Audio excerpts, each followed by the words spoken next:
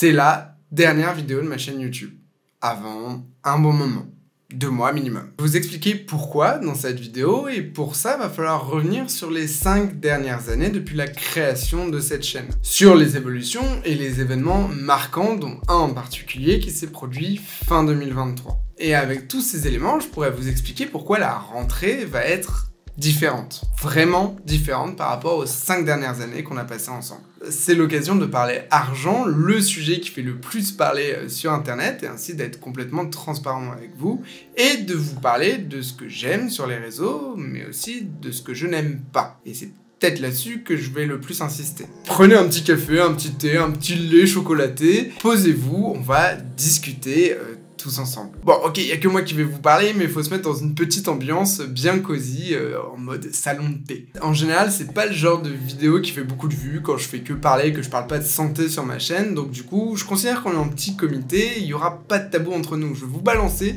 des nouvelles pour la rentrée, des choses qui seront annoncées officiellement plus tard sur Instagram notamment, mais là, vraiment, je vais vous balancer tout ça sans filtre, tout simplement parce que j'estime que si vous regardez cette vidéo, c'est que vous êtes les personnes les plus proches de mon travail, qui me suivez depuis le plus longtemps et en tout cas avec le plus d'assiduité. Donc du coup, bah, je mérite de vous parler cash et de ne pas faire la gueule de bois. Non, ce n'est pas ça l'expression. Bref, il est tard, je suis fatigué. Vous l'aurez compris, vous allez avoir des infos en avant-première et aussi je vais me livrer un petit peu à vous, plus que je ne l'ai fait ces derniers temps. J'ai créé cette chaîne Les Minutes de Jérémy en août 2019 et depuis j'ai fait plein de formats différents que vous connaissez déjà si vous regardez cette vidéo. Que ce soit des tutoriels santé qui sont arrivés dès la première année de cette chaîne, ou alors ce que j'appelais à l'époque des minutes santé, c'est-à-dire des formats de vulgarisation sur des pathologies ou des principes de médecine. J'ai également fait des minutes au tableau, un format qui est arrivé un peu plus récemment, en tout cas qui s'est démocratisé plus récemment et que vous avez particulièrement plébiscité. C'est pour ça que j'en ai fait plus, parce que c'était vraiment des vidéos courtes, sans beaucoup de montage, etc. Vraiment un peu comme pourrait faire un bon professeur, on va dire, un tableau avec juste une craie. Donc ça, j'en ai fait pas mal cette année et j'ai vraiment eu des bons retours là-dessus. Et j'ai également fait 3 courts-métrages, un sur de la prévention des accidents domestiques et 2 qui se déroulent depuis l'intérieur du corps humain et qui s'appellent In Vivo. Et sur la période 2023-2024, je n'ai sorti aucun court-métrage. Zéro. Aucun épisode de In Vivo et aucun épisode créatif dans ce genre-là. Le seul truc que j'ai fait un peu plus créatif, c'était mon documentaire sur la profession infirmière qui est sorti en mai, dont je suis vraiment très fier pour. Mais c'est tout. Et pour les personnes qui me suivent et qui me connaissent bien, vous savez que ce qui me motive avant tout sur les réseaux sociaux, c'est pas forcément la santé, mais la créativité en elle-même. Le fait de créer quelque chose de ses mains et de le partager avec d'autres personnes. À l'époque, j'aurais pu être peintre ou sculpteur, un sculpteur de pierre. Sauf qu'aujourd'hui, c'est Internet, et moi, ce qui me plaît, c'est la vidéo. Donc, Internet, c'est le meilleur vecteur de transmission de la vidéo, tout simplement. Clairement, ça fait 5 ans que je fais des vidéos sur des pathologies et des choses de la santé, et clairement aussi, c'est plus ce qui me fait vibrer, mais ça date pas d'hier, ça fait un petit moment que les vidéos qui sont plus vues sur cette chaîne, comme la BPCO, bah c'est clairement pas celle qui me procure le plus de plaisir à créer, et de loin. Tout simplement parce que c'est de la création basique, ça fait 5 ans que je fais ça, c'est un peu toujours la même chose, et même si j'essaie de les rendre les plus originales et les plus interactives possibles avec vous pour que l'expérience pédagogique soit la mieux, clairement, c'est redondant et il y a une capacité limitée dans la créativité de ces vidéos. Ça n'a absolument aucun rapport avec ce que me procure la création d'un court-métrage In Vivo. Et du coup, vous vous demandez peut-être quand je dis ça là devant votre vidéo, pourquoi j'arrête pas les vidéos classiques et je ne fais pas que des courts-métrages.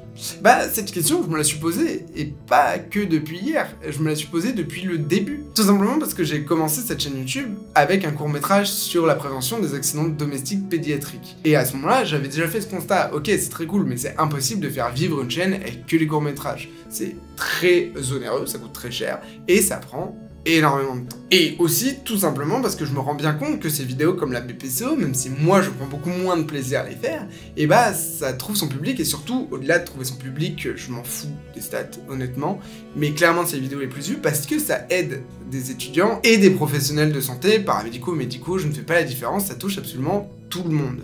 Et ça, bah j'ai pas envie de m'arrêter là parce que quand je croise des personnes aussi, elles me remercient pour ça. C'est pour ces vidéos au final que je me développe. Mais il y a ce delta entre ce qui marche et ce qui aide les personnes et ce qui moi bah, me fait aller bien en fait, tout simplement. Donc vraiment, après mûre réflexion et beaucoup d'hésitation, je pense qu'en fait, il faut que je trouve un équilibre entre les deux. Je ne vais pas arrêter ces vidéos-là, parce qu'encore une fois, elles trouvent leur public et qu'il y a des personnes qui ont besoin de ça, mais il faut que je fasse de la créativité pure à côté, il faut que j'ai d'autres projets qui me hype, qui me fassent cette petite étincelle que j'aime et que je n'ai plus quand je crée des vidéos telles que celles sur les pathologies. Il me faut quelque chose qui me permette d'exercer un peu plus de créativité, parce que moi à la base, encore une fois, c'est ça qui me fait vibrer et je le retrouve plus. Et dans ces cas-là, bah je m'ennuie. Et donc en fait, ce qui va se passer à l'avenir, c'est que il va y avoir des vidéos comme avant. Ça ne va pas changer, et ça je vais en reparler, mais globalement, ce ne sera plus monté par moi, ce sera monté par Lou, et encore une fois, je vais avoir l'occasion d'en reparler, et je vais développer plus de projets de type in vivo, et d'autres projets dont je parlerai juste un peu plus. Mais ça va nous permettre de faire le lien avec la partie cruciale de cette vidéo, l'argent, et aussi de faire un double lien avec l'événement dont je parle fin 2023. Tout en début d'année 2024, j'ai créé un Tipeee, c'est-à-dire un financement participatif où vous pouvez mettre 1 ou 2 euros et ça m'aide à développer la chaîne tous les mois. Très clairement, c'est un gros flop. Il n'y a qu'une petite dizaine de personnes qui ont participé. Je les remercie énormément et ça représente à peu près, c'est moins de 40 euros par mois. Donc, très clairement, je vais le laisser ouvert jusqu'à la fin 2024 pour voir si ça se développe. Mais en fait, ça demande plus de travail, de comptabilité, etc. qu'autre chose. Et pour, clairement, ça ne marche pas bien. Alors je ne sais pas si justement, je pense que ma chaîne en fait il y a déjà énormément de personnes qui passent pour prendre de l'information et qui ne s'abonnent pas. J'ai du mal à créer, c'est pour ça que je dis que cette vidéo elle va pas faire beaucoup de vues, c'est que je ne peux pas créer un cocon comme vont le faire certains youtubeurs parce que moi je délivre de l'info et que clairement je peux pas leur jeter la pierre, les personnes elles viennent, elles prennent l'info et elles partent. Et du coup, il n'y a pas vraiment de lien entre nous qui se crée, à part encore une fois entre vous qui regardez cette vidéo. Et du coup, le Tipeee, qui représente pourtant, je l'avais bien détaillé, etc., qui représente 1 ou 2 euros par mois, enfin ça commence comme ça monte jusqu'à 20 euros par mois, mais vous n'êtes pas du tout obligé. Très clairement, ça a été un échec. Mais ce qui s'est passé depuis décembre, c'est que j'ai créé ma boîte de production, qu'on appelle une SASU, donc une Société d'Action Simplifiée Unipersonnelle, c'est-à-dire que je suis le seul associé et président de cette entreprise. Avant, pendant 4 ans, j'ai été auto-entrepreneur. Foncièrement, je gagne pas plus d'argent parce que les partenariats, ils ont pas évolué et globalement, je suis un peu stable depuis 2 ans, même si j'augmente de un petit peu tous les ans, je reste stable sur les partenariats, même si c'est des partenariats différents. Si on le liste sur l'année, ça fait globalement la même somme. Pour les personnes qui ne connaissent rien du tout, petit résumé, un auto-entrepreneur, il ne va pas déclarer de frais professionnels. C'est-à-dire que tout ce qui rentre dans sa poche, parce que l'auto-entrepreneur va avoir le même compte, globalement en général, le même compte bancaire pour son auto-entreprise que pour lui. Tout ce qui rentre dans ses comptes, les impôts considèrent qu'il va les utiliser. Si par exemple, l'année dernière, parce que c'était aussi cumulé avec les formations, j'utilisais la même auto-entreprise, si on parle par exemple de 25 000 euros, si je gagne 25 000 euros en tant qu'auto-entrepreneur sur une année, mais que j'en réinjecte 10 000 pour des projets, ou pour payer Lou, ou pour payer d'autres personnes, ou pour payer tout simplement les personnes qui négocient les partenariats, ce qui représente à chaque fois 10% des négociations, et les impôts ils s'en foutent. Ils considéreront toujours à la fin de l'année que j'ai gagné 25 000 euros, alors qu'officiellement il m'en resterait que 15 000. Et globalement, j'ai dit un exemple au pif, mais c'était beaucoup plus de dépenses que ça. Et du coup, mon taux personnalisé d'imposition, il explosait, j'étais sur des plafonds énormes, donc ça veut dire que mon salaire tous les mois diminuait parce que par rapport à l'augmentation des impôts que je payais, donc vraiment, auto-entrepreneur, en fait, ce n'est pas le bon statut pour moi, et je m'en suis rendu compte 1 ou 2 ans trop tard, quand on dépense de l'argent, parce qu'encore une fois, on peut pas déduire des impôts les frais qu'on engendre en termes de créativité. Tout ce que j'ai fait l'année dernière, tous les in vivo, etc., où j'ai dépensé de l'argent, et tout ça, j'ai pas pu, en fait, diminuer mes impôts, donc je me faisais double défoncer.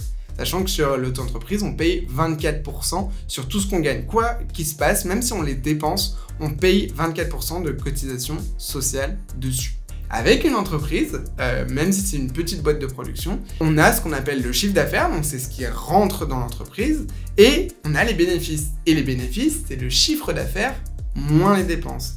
Et vu que moi, pour l'instant, à ce stade où j'en suis, je cherche pas à me faire de l'argent, je cherche pas à me payer une belle voiture, n'importe quoi, j'ai une Clio 3 que j'ai payé 3 500 €, elle me convient très bien. Moi, ce que je veux, c'est développer ma chaîne, et surtout, on l'a dit depuis des années, j'en parle, déléguer. Mais comment vous voulez déléguer avec une auto-entreprise alors que vous allez vous faire allumer par les impôts à la fin? Alors que là, maintenant, à la fin de l'année, et je le dis très clairement, à la fin de l'année, je vais être à 0 de bénéfices, parce que j'ai racheté du matos, c'est parce que surtout cette année, je délègue énormément à Lou. C'est-à-dire que l'argent qui rentre, le chiffre d'affaires, est redépensé derrière. Et ça, du coup, à la fin, si jamais j'ai des bénéfices qui sont à zéro, je ne serai pas taxé dessus. Et moi, en plus, ce n'est pas mon argent, c'est l'argent de l'entreprise. Vraiment, ça, c'est pour être totalement transparent avec vous. Et en fait, ça me change la vie. Parce que ça m'incite beaucoup plus à dépenser, tout simplement aussi. Parce que je sais que si jamais je garde cet argent, bah derrière je vais me faire taxer dessus, etc. Et là ça m'incite plus à justement gagner du temps et donner plus à Lou qui monte mes vidéos. Et ça, c'est un changement énorme. Je gagne pas plus d'argent qu'avant. Je suis pas en train de faire des dizaines et des dizaines de milliers d'euros grâce au partenariat. Juste, je peux déléguer. Et ça change. Et je peux acheter du matos aussi, et ça c'est pas mal. Du coup j'ai parlé de Lou, mais il y a aussi Annabelle maintenant qui a remplacé Tom. Avant c'était Tom qui gérait mes partenariats, maintenant c'est Annabelle qui bosse avec moi, qui est diplômée en communication et qui s'occupe de la négociation de tous mes partenariats. Il y a aussi Raphaël que vous connaissez déjà qui fait du motion design de façon ponctuelle, qui a fait le motion design sur le court-métrage sur la profession infirmière et qui fait du motion design sur d'autres projets.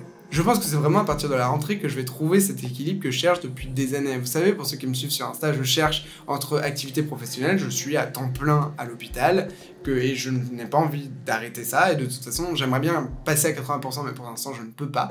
Et j'aime faire de la formation aussi à côté, en plus de ça, et j'aime ma chaîne. Sauf que trouver un équilibre, c'était très compliqué, puisque j'arrivais pas à déléguer. Maintenant, j'arrive à déléguer, et ça, c'est génial. Je parle à partir de la rentrée, parce que malgré le fait que je délègue beaucoup plus depuis début 2024, j'ai quand même cumulé beaucoup de projets. J'ai été relecteur pour la Haute Autorité de Santé pour les recommandations. J'ai été rédacteur au sein de la Société savante de médecine d'urgence pour les journées thématiques interactives d'octobre, ce qui m'a pris un temps infini.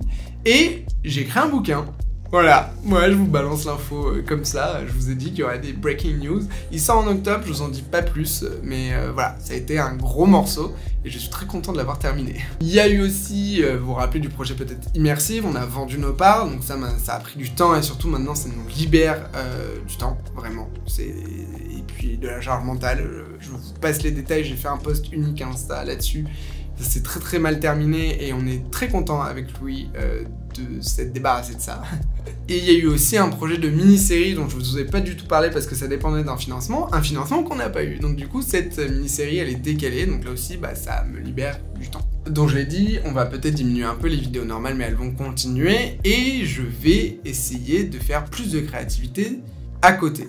Mais je me suis posé la question, est-ce que le secret de mon épanouissement ne reposerait pas sur faire de la créativité, mais en dehors de la santé? Parce qu'on va pas se mentir, j'ai beau créer des courts-métrages qui se passent depuis l'intérieur du corps humain, avec les courts-métrages in vivo, je vais pas pouvoir faire des miracles de créativité pour rester dans le thème de la santé. La santé, ça reste limité en termes de créativité si je veux rester dans mon sujet et pas partir complètement en vrille à côté. Même si je pourrais complètement faire de la fiction et quand même garder des petits clins d'œil à la santé. Mais là, parlons de vulgarisation santé pure, on reste extrêmement limité en termes de créativité.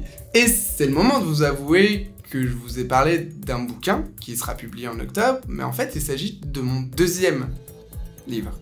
Premier livre publié, deuxième livre écrit. Quand j'avais 14 ans, j'ai commencé à écrire un livre de fantasy, qui est, avec la science-fiction, vraiment les domaines que j'adore le plus au monde. C'est vraiment ce qui me fait vibrer, ce que je préfère au cinéma, ce que je préfère en termes de lecture. Et ce bouquin, il est prêt, mais je n'ai jamais pris le temps de le relire pour ensuite pouvoir le proposer à une maison d'édition. Donc, il y aura deux choses en 2024-2025. À un moment donné, je vais disparaître, très certainement en octobre, 2 semaines, pour réécrire ce livre et tenter de le faire publier. Ça, c'est une première chose, c'est un objectif que je vise depuis des années, mais justement, à cause de ma chaîne et du fait que je voulais absolument me consacrer à la santé, et bah, j'ai occulté certains projets autres qui n'avaient pas de rapport avec la santé. Et ce projet-là, j'y pense au moins minimum une fois par semaine, voire plusieurs fois, et j'ai envie de terminer ce bouquin. Et la deuxième chose, c'est qu'il y aura potentiellement une ouverture d'une deuxième chaîne YouTube, consacrée à un univers autour du cinéma et des livres, centré généralement sur la science-fiction et la fantasy. Sur cette chaîne, je suis quasi sûr qu'il n'y aura pas ma tête, juste ma voix et du montage par-dessus des images de cinéma. Pour analyser des films, moi quand je regarde par exemple House of Dragon, bah, j'ai pas juste envie d'en parler avec quelques potes, j'ai envie de le partager avec vous parce que faudrait me voir devant un film. Je suis allé voir Monte Cristo, j'étais comme ça sur mon siège. Et j'ai envie de partager ça, de voir et aussi de vous partager certaines choses que je vois et peut-être que vous n'avez pas vues, parce que moi je suis passionné de ciné, j'ai fait quelques études là-dedans quand même, et j'ai envie de partager, j'ai envie de vulgariser aussi au final le cinéma, même si je veux pas aller dans de la technique très pure, mais l'arc narratif, je trouve ça passionnant et j'ai envie de faire quelque chose là-dessus. Parce que pour moi, l'essence même de la créativité, c'est l'arc narratif. Quelqu'un qui est capable de narrer une histoire, pour moi, c'est la quintessence de la créativité. C'est ça vraiment, moi, qui me fait vibrer et qui est la base de pourquoi j'ai créé cette chaîne YouTube. Donc voilà, cette chaîne YouTube va continuer, bien évidemment. Ce sera juste moins moi au montage. Je serai toujours à l'écriture, je serai toujours dans la caméra. Il y a aussi un gros projet qui arrive en septembre, qui sera la première production de ma boîte de production, qui sera co-créée avec Louis, un homme en blanc. Un truc qui va durer toute l'année. Il y aura 10 épisodes de quelque chose, je ne vous en dis pas plus, mais ça va arriver. Le premier épisode, il sera publié fin septembre. On tourne en août et en septembre sur 2 journées de tournage. Et bah voilà, ce sera une première vraie production. Justement, là, même si ça reste dans la santé, ce sera complètement quelque chose dans la santé. J'ai pu m'éclater avec Lou en termes de créativité, en termes de direction artistique, d'image et de réalisation. Donc, ça va être notre petit bébé que j'ai hâte de vous présenter à la rentrée, vraiment. Donc, c'est la dernière vidéo avant 2 mois. Je vous dis à très bientôt. Passez de bonnes vacances ou bon courage si vous travaillez cet été. Bon courage à ceux qui sont dans les zones de JO comme moi. J'ai pas de vacances cet été, j'en ai justement en octobre quand j'écris le bouquin. Et on peut en discuter en commentaire et je serai sans doute présent sur quelques lives sur Twitch. Merci d'avoir regardé cette vidéo, n'hésitez pas à la partager, puisque au final c'est dans ce genre de vidéo que je m'exprime le plus du moi, Jérémy Guy, à travers la caméra, plutôt que l'infirmier anesthésiste qui fait de la vulgarisation santé. Là je vous ouvre vraiment mon cœur, et c'est pas juste pour l'image et pour faire le pseudo-poète, c'est vraiment le cas, donc vraiment n'hésitez pas à passer ce message si les gens veulent mieux connaître la personne qui est derrière cette chaîne. Je vous dis à la prochaine, merci pour toutes ces années de confiance, ça fait vraiment plaisir. Ciao! Et aussi, je sais pas si vous avez vu mon t-shirt, mais vraiment c'est un nouveau, pas soldé, il est vraiment, je l'adore. Voilà, la mise au point est faite, là j'en suis sûr, je le trouve incroyable. Allez, ciao!